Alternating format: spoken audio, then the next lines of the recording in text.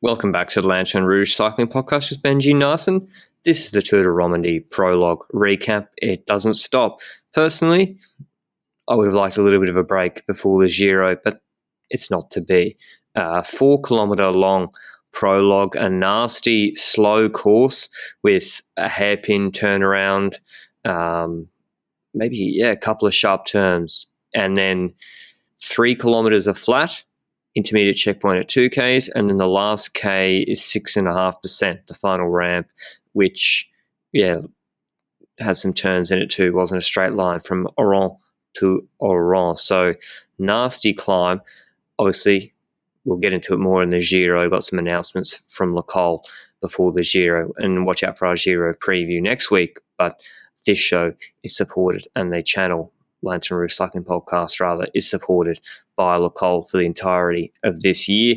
They produce performance cycling apparel. They create technical cycling clothing with function and style designed to make you faster on the road. So check them out in the description if you need any new kit for the change of season. But you know how we do the time trials.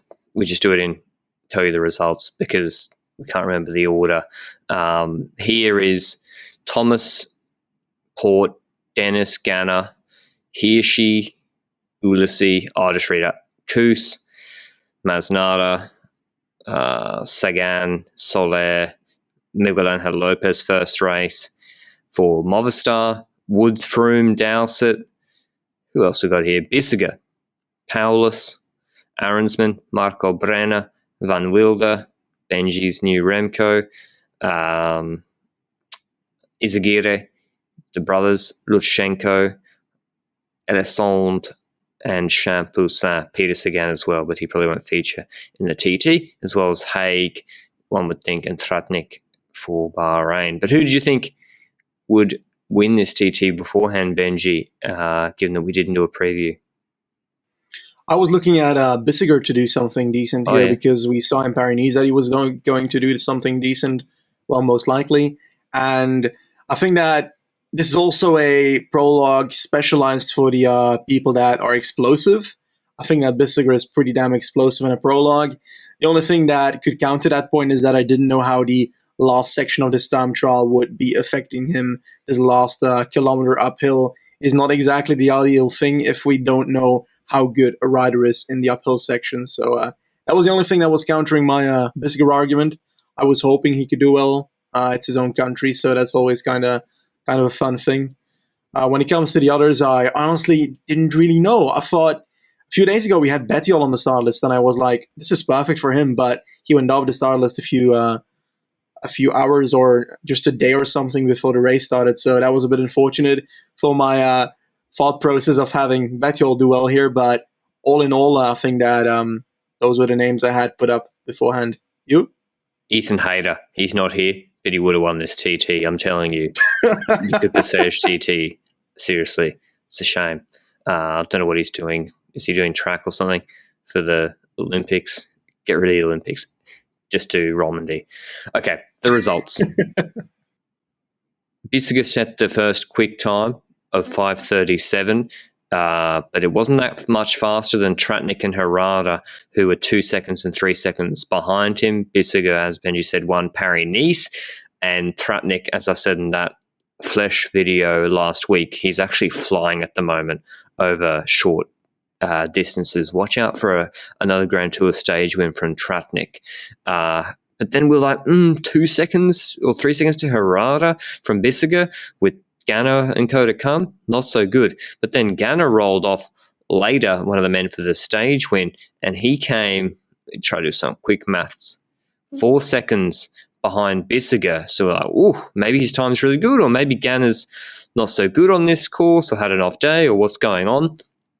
Kuhn as well, another big man behind Bissiger, 6 seconds behind. And it was Rowan Dennis, who's not a big man, but obviously, don't need to tell you how good he is at time trialing, who smashed Bissiger's time 11 seconds quicker than him. This is up 5 minutes 26, by the way. That's 11 seconds on a 5 minute 37 second TT. So that's a big margin. Someone can extrapolate that out that's probably like a minute over an hour, right? Or more. So he averaged 44 Ks an hour, which is slow. For a prologue, 44 Ks an hour, slow. So it must have been technical. That climb must be harder than it really looks. I guess it is 25% of the course, and it's about 40% plus of the time they spend on the course. So the climb is obviously very important in this prologue. Dennis, fantastic time. Richie Porte was the next man up there, 9 seconds or 8.5 seconds behind Rowan Dennis. So we had an Australian 1-2, which bittersweet for me. It's Ineos, but, got to take what I can get. Porte looking fantastic after his Catalunya. It looked fantastic there as well. And then Cavagna rolled off. He was like second or third last to roll off, just behind Richie Porte. I'll let Benji talk to you about the pacing strategies in a second, but he's one to really note, as well as Porte. And this man's pacing, Geraint Thomas, who's looking skinny, got to say. They got all the aero coach or whatever those front wheels are that I thought they were subject to a patent dispute already. They're super deep. Ineos are all riding, and Geraint Thomas just beat by 400th of a second Richie Porte, but 9 seconds behind Dennis. So an Ineos 1-2-3 in this prologue, locking out the podium. Ganna now the fourth best in a prologue on Ineos. Somewhat surprising, but they're the headline results. Any other ones of note you want to mention, Benji, from the other GC contenders? Sepp Kuss. Oh, yeah.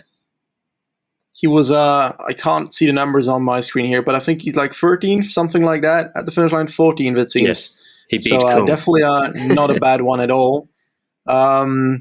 This certainly proves that pacing in this stage, but also overall, the aspect of it being a prologue does influence the results quite a bit. Let's look into Rowan Dennis, for example, and Porte and Cavagna here. You've got, first of all, Cavagna, who went very explosive from the start on the flatter section. You've got the intermediate that is literally in the middle of the stage here after 2-ish kilometers. So that's a good view of how fast people went on the flat part. Cavagna destroyed everybody there on the flat part. I think 3 seconds ahead of Dennis, but yeah, I think 12 seconds ahead of Porte, and Porte was 60th on that first section. So that's rather mad. Looking into that, that's that what means he did on that Planche de those Belfi, two riders, just to jump in, that's exactly how Porte placed Planche de Belfi. He was 12 seconds behind Pogačar on the actual climb, or maybe even a little bit less than that, but he was way behind Cavagna on the flat section. Sorry, Benji. Yeah, seems to be a clever strategy overall because, well, if we see that Cavagna is having a masterful flat section and Porte is deciding to take a slower approach to this time trial and focus all out on the climbing section, because then afterwards we can see from the intermediate to the finish line, we can also see the time at which they spend on that section of the course, and their Porte is basically destroying Cavagna the other way around with 14 seconds. So that's where Porte has the first time on the climb ahead of Dennis and Thomas. So that's a triple Ineos up there as well. And we have Cavagna 26th on the climb. So really a difference on how riders are pacing here. But I think it's very clear that Dennis is likely the rider that is least influenced by that. He's good on the flat, he's good on the climb. And we see that with being second on the flat section and then also being second on the climb. So that's really interesting. He's like the perfect middle ground of everything of that. And that's it perfectly. That's what looked pretty awesome. But yeah, when it comes to the riders in the top 10, we see, I think, a few surprises in the sense that I didn't think Herrada was going to do so well personally. I honestly wouldn't. I don't think his flat section was going to be that decent, and it seems like he's pretty explosive when it comes to a prologue, so pretty surprising on that accord. And I would love to highlight Jordi Meus, because one would say Jordi Meus, he's a rider that he did that, I think, Bessèges hill that he had a decent result on, but we never really saw him as like a climbing rider or someone that can really punch up the hills every single time. And we see here that he's 57th on the flat section beforehand from a rider that I expect to do decent on the flat section. and then he's 6th best climber at the end. And that's really good. Yeah. Well, he got he ends up in the top 10. On that Catalunya stage with the Movistar stage, first one from Calella, when they put Sagan under pressure, he got dropped too. But that was a longer climb. So we're just seeing, mark these sort of things down as, okay, this guy, he got dropped on a longer 6K, 6% section straight away. But on a 1K, 6% punch, maybe if this was a finish in a road race, maybe Jordi Meus could be okay. Maybe not. Marc Hirschi, Benji, 8th. Good result for him. It does suit him a lot, but he came 5th or 6th? No, 6th rather in Liège. Yep. He's improving. He was terrible at Catalunya. There were some stages there that were like absolutely bang on for like perfect for him. And he wasn't there. He's getting dropped out of the break, but much better now. And I think we'll do a little preview in a second of the stages to come, but looking way, way better. And just to give my own 2 cents on the pacing stuff, most of the top 10, apart from Dennis, who just smashed everyone, most of the top 10, 6 or 7 of them, went for slow on the flat, quick on the climb. Or maybe that's just they're climbing guys and they couldn't go quicker on the flat. Cavagna and Bissiger just went full on the flat and then lost on the climb. So I think that is actually a pacing issue from those two. I think Cavagna could have beaten Porte as well as Bissiger with better pacing. Ganna, though, 13th on the flat, and I think not that quick on the climb. Let me see where he ranked. I'm using PCS right now, like 12th on the climb. So it's not like he absolutely smashed the flat either. It was quite a technical course, I guess, but I don't know. Wasn't a good time trial for him. Yeah, it's just an underperformance. There's no real excuses, I guess. It's just not a good result for him.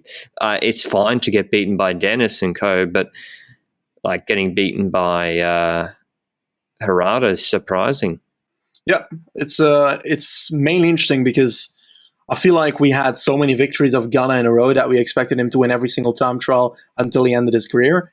And then suddenly he stopped winning, I think, was it in the last time trial of Tirreno, I think, where he ended up 3rd or 4th.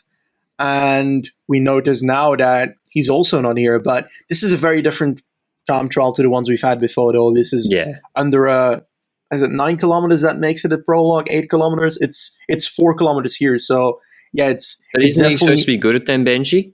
He's the 4K world record holder, right? I would expect it as well, but just not having a great day today, it seems. I think that the climbing section would influence it, but we've also seen him climb very well. So it's kind of I don't know. He should do better. Didn't he set the quickest time in the Giro Stage 1 ITT on the climb? Technically not, in the sense that... But there's guys who were going full. Yeah. The section that he was good on and that he was the first rider on had that climb in it, but had a bit of a flat section before or after it included. And because of that flat section, he was beating, I think, Almeida. I'm not sure about it. That was in second there. And I think if that flat section wasn't there, it would have been the other way around. But your point still stands. If he's first or second or third on that climb, he should be getting a better result on this one as well, because that was 11% and this is 6.5%, if I recall correctly. Yes. So, pretty surprising, I'd say. But Benji, I think that, we weren't allowed. It was ridiculous for us to even have the discussion last year about who the best time trial rider in the world is. It's beyond question. And, he still is. 2 losses in a row doesn't mean you are anymore, but it's closer than you think. Just like when Hirschi was good in the classics or Ardennes last year, etc., doesn't then mean he's the best puncher in the world. People can have really good peaks and maybe not be as consistent throughout the year. Maybe Ganna, in his defense, he's like, I don't give 2 shits about the Romandie Prologue. I want the gold medal at the Olympics, to which I would say, you're 100% correct. So maybe he's just testing something or whatever. So I agree. This doesn't really matter too much in the grand scheme of things. I just want to round out some of the other GC riders. Lopez, I would say a pretty good TT, 21st. Although when you see Koos, Koos was only 3 seconds quicker. I think that's Hagen Lopez at 5:45 is fine.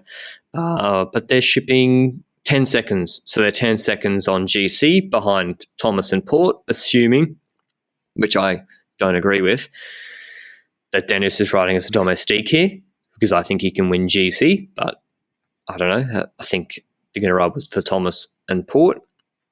Other GC contenders, I guess, where's Jonas Aguirre? That's not a great result for him if I can't see him. Maznada was okay. 20 or something? Sorry, what were you saying? Is Aguirre like 20th, if I recall correctly, if I see this correctly. 25th. Okay. Not amazing. He should do better on paper. It's not big time losses. Yeah. Chris Froome came 130th out of 140, and I wouldn't be negative about it or bring it up so much, but the fact is there's still a lot of, I see articles something like 3 times a week, and even I have to say it's from his own YouTube channel and Instagram being like, lights at the end of the tunnel, that sort of stuff. It's like, you've been racing since the UAE Tour in February 2020. Like, you're coming 130th out of 140, shipping, 50 seconds to Dennis plus, like 45 seconds to Thomas and Porte. Like, you're getting beaten by Elliot Viviani in a prologue TT, and guys who legit aren't trying or are on the borderline of, like, Harry Tanfield was barely got a World Tour contract. He was out of the World Tour and then came back. He then beaten by Richese and Godemai. Like, I'm not trying to roast the guy. I'm just trying to, like, I know everyone listening, you watch a lot of cycling, so I'm preaching to the choir, but I'm just saying, like, they probably shouldn't take him to the Tour, Benji.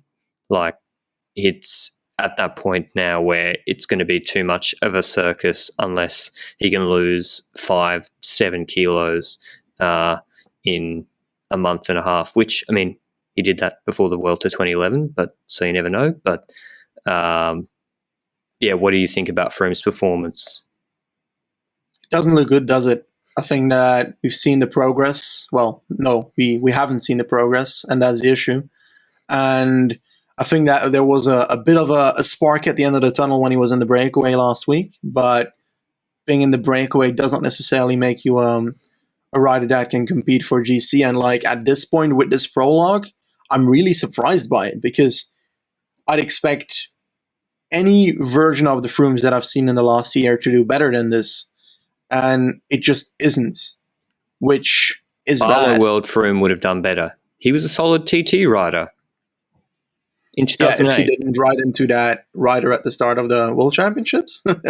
I don't remember which one it was, but he had a time trial where, yeah. Oh, okay. Yeah, okay. My bad. No, I'm saying, in all seriousness, he was a good TT rider, and then he became a good climber. So he wouldn't have been getting results that bad when he was like 23 or 22 or whatever, when he was on Bala World, etc. So we have to comment on it, and it's a shame, and I don't know what they should do, but they should just probably turn down some of the messaging at the moment, because he's not a month away or 2 weeks away or, one race away from being back up there. Sepp Kuss, Benji. What I would do is I would have him build further on this YouTube thing as much as possible while they're doing the progress towards the Tour and in the Tour, if he goes to the Tour, because I think from that they can almost gain as much exposure as they would get from him being 10th in the Tour, which is never going to happen at this point. Yeah, but I don't know. It's not like a normal team where, like, if it's a corporate brand and you're a sponsor, you might not want to have your name being on a rider that's not doing so well every day with the cameras on them. But it's ISUs, so who knows what they want to do. But yeah, Lopez, good time. Koos, I know we already mentioned he came 14th. Do we need to apologise to him, Benji? Is he now going to win the Tour de France by 5 minutes, or is this a one-off result with TT that had 40% of it on time-wise on a climb, and we'll see after stage 5 TT. I don't think he's fixed all his issues, but I don't think he's I think he should be improving. That would make sense. So I still think he'll be doing a bit better in stage 5 too, but he's not better than Kung in time trialing. I think that the good thing here is that we can look at it and we can see hope for Kuz when it comes to his GC career, because his biggest weakness was always the time trial. We knew that every single time he went to a time trial, it wasn't giving a good result. He didn't start all of them with having a good result in mind, but still, I think that this prologue is at the moment literally a one-time thing because it hasn't happened before. And as long as it is a one-time thing, there's no consistency and we can't build on that. Yeah. We try and analyze stuff on stuff that happens, and at this point, guessing that he can redo this in the next couple of time trials who are longer than 4 kilometers and might not all have 2 kilometers of, 1 kilometer of hills in it. Well, I think that's going to be very different, but I hope for him that he can find a time trial capability that brings him into a potential competition for GC. But yeah, I agree. Also, just his consistency throughout the Grand Tour is something that I'd love to see improve, because he was good at the Tour de France, but if he was in a leader's position, he needs to be up there every single day at his best. And we did have some days where he cracked a bit early than we expected.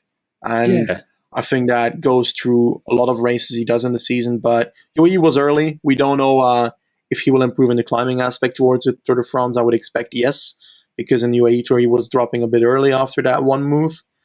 But yeah, I think that the time trial aspect is something that we need to see continuously improving. Otherwise, it's going to be pretty hard. But I hope for him it works.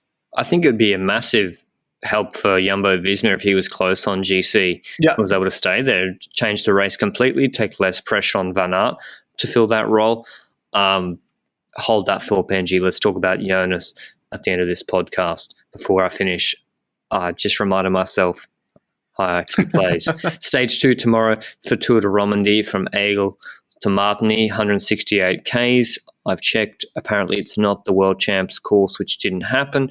And it's 1,900 meters of climbing, but it's either flat or climbing. They have a climb out the door, La Race, 2.4 Ks, 8.3%, that they start with 9 kilometers into the stage. And then they do a circuit of the Produit and Chamonix climbs. They are 2.6 Ks at 7.5% and 2.1 Ks at 6.2%. They are right together. The Produit descent then goes straight to the Chamonix climb. And then between the climbs is 30 kilometers of pretty much flat. From what I can see, there's a little roller after the Chamonix climb that shouldn't bother anybody. Interesting, Benji. We've mentioned the GC riders here, but there's riders like Colbrelli, Peter Sagan, Mayus have to be mentioned, Ulissi, Hirschi. Who do you like for tomorrow's stage? It's a very tricky one to figure out with no big gaps on GC. Do I consider the climbs hard enough to make a difference in that aspect? I'm not actually sure. Not on GC.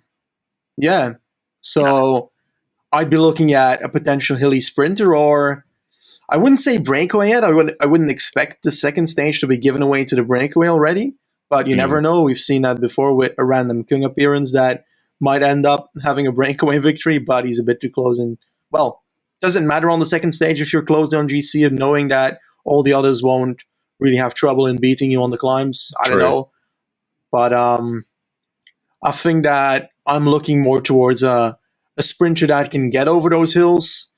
And at the moment, I'm hoping that Sagan can do it. Yeah, me too. I don't completely trust it. Neither. I don't know. He looked like that stage he won in Catalunya. He barely won it, and it was against terrible sprinters. But there's no good sprinters here either. I guess Reinhard Janse van Rensburg, I like him as a long shot. I see this stage as there's 3 ways it can happen. So, as Benji mentioned, a break with people who are no GC threat, because remember in Romandie we've got like a proper HC stage with a climb to 2,100 meters that's super long and steep. So do they let a breakaway go, keep it relatively close? When do they let that go? Like someone like Lutsenko, you might think, he can go in the break. So I see a possibility for a late break on one of the last climbs with someone like Lutsenko, probably not the Izagiras, to be honest, and trying to think some other riders that they might let go, because there could already be GC threats. Marco Brenner. Marco Brenner, would love to see it. He's going to win a stage. Come TJ. on. I think the favourite tomorrow is Magnus Cort. Has to be the favourite because I trust him for the climbs much more than Sagan. But if they do the climb slowly, and remembering the run into the finish is 23 Ks of flat. So Bora, who have Baska, Juraj, Zvihov, Meus Kelderman, Burkhardt, they might not have the people to chase either. Kelderman will be riding for his own GC. Zvihov might be the only guy left at that point. So I think Court, good chance. Really, really nice chance. Can Moschetti climb, Benji? I think I've seen him get over hills, but it's not amazing. So it's like meh, could happen, could not happen event. I think I'm leaning more towards the secondary sprinters on a team like Ajdezer, for example. She's there with Venturini as sprinter and Lawrence Naesen as sprinter. And the thing is there that they're looking at checking if Naesen can perform well here in the sprints to see if he can ride the Giro, because Venturini, I think, is quitting after Romandie. What do you mean? I'm not sure if that's career or Romandie quitting this part of the season, because I only read half an article there, so I can't tell you more than that. But I just know that Venturini is not doing the Giro. So it's interesting to see who of those two will be sprinting for Ajdezer La Mondiale tomorrow. I think it's more leaning towards Venturini, and he could do decently on this parkour as well. I think he was also in the group with Amstel in the last, in the second group in Amstel. So that's pretty good by that lad. So yeah, Dion Smith, I'm not sure. I mean, do you believe Dion Smith life this season seems to be being the quickest guy in the bunch behind? That was the story at Catalunya, and Catalunya is a race that really, I think, stage one is the second scenario I see where not on the climb a break with someone like Lutsenko goes, who probably might be too close on GC. He gets closed down. They get into the valley, and I see a possibility for a scenario where no one wants to take it up. The break has been caught because they've not been given any leash. And remember that stage that Movistar paced? Andres Krohn won, went in the break with Luis Leon, Rochas Kemner. I see a similar scenario with breaking away in the last 15, 20 Ks on the flat. They're never given more than a minute. Not a concern on GC. So again, someone like Krohn, Paulus, even. I'm trying to look for some other names that I liked for that. Bevan could have a chance. Mads Wirtz Schmidt might not climb well enough. Who else did I like for that sort of scenario? Hirschi even should. He's got a quick sprint. Or Cataneo could as well. Or Jan Tratnik as well. So that's another scenario I see. For this stage. But to be honest, I think I just have to go with Court, because Sagan, I'm not sure I trust him to get over the climbs. But if he does, I like him a little bit more than Court and more than Ulysses. But the rest of these stages in Romandie, we didn't do a proper preview. There's not so hard a stage, I don't think, on stage. Was it stage 2 to Saint-Imier? Oh, no, stage 2 is like Hirschi territory, but not a mountaintop finish. There's like a climb that crests 20 Ks from the finish, 8 Ks, 6.7%. Again, stage 3 is one that Sagan should be focusing on. He's just got to get over one climb late, kind of like one of those Giro stages where Demar won. Reminds me of that. And then stage 4, we got a proper mountaintop finish, 20Ks, 7.8%. Nasty. We'll really see the level of everyone there. And then stage 5 is another ITT, a hilly 16K ITT from Fribourg to Fribourg. Wait. Yes? Can I just kick in and complain to people yes, that a prologue is not counted in the amount of stages apparently, because today was a prologue and tomorrow is stage 1. Wrong. I hate it. I know. I hate it as well. That's why I was like, stage 2, stage 3. I was like, why is stage 2 called 3? It affects GC. It's stage 1. Anyway, that's our gripe. But otherwise, we appreciate all your support. The cycling never stops. The World Tour season is in full swing, and we're not going to stop until the end of September, I don't think. But thanks for listening to our recap of Amstel Gold. Fuck me. Tour de Romandie. Tour de Romandie Prologue. Oh, and some God. other topics. And we'll see you with the interesting stage tomorrow. Ciao.